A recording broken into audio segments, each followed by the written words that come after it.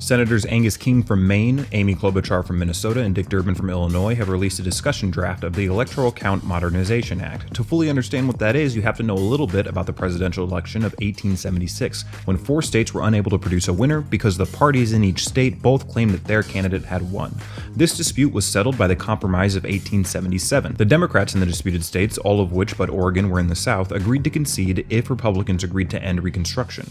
The 20 Electoral College votes for which those states accounted went to Rutherford B. Hayes, and he won the election despite earning 2% fewer votes. Reconstruction ended, and black people in the South were effectively disenfranchised within 20 years. The presidential elections that followed in 1880 and 1884 were similarly close, with the margin of votes being 0.1% and 0.6% respectively.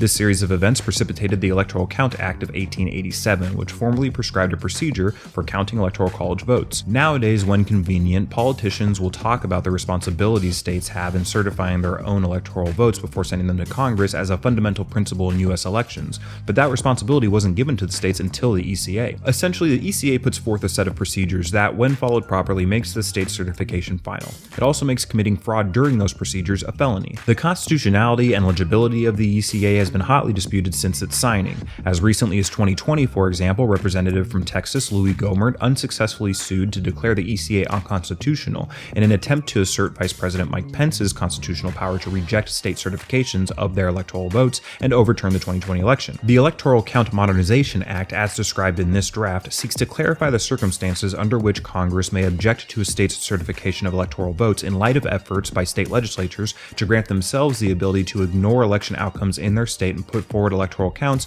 of their choosing following Donald Trump's failed attempt to maintain power after losing the 2020 election. It also removes from the vice president the power to reject electoral counts or resolve electoral count disputes, and raises the threshold needed for members in either chamber of Congress to consider and sustain objections to electoral count certifications. Truthfully, this bill would do little to address our government's systemic election problems like gerrymandering, the primary system, first past the post elections, and of course the existence of the Electoral College itself. However, it would close the door on the possibility of the outcome being pursued by the Capitol mob on January 6th.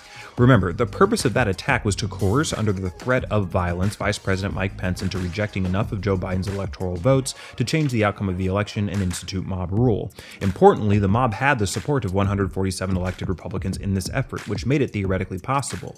In all, they sought to exploit a loophole in the ECA that the ECMA would close, and that's a good thing. But this is just kicking the proverbial can down the road. This legislation is only made necessary by the fundamentally unjust and stupid Electoral College, which will continue to threaten the Republic until it is abolished.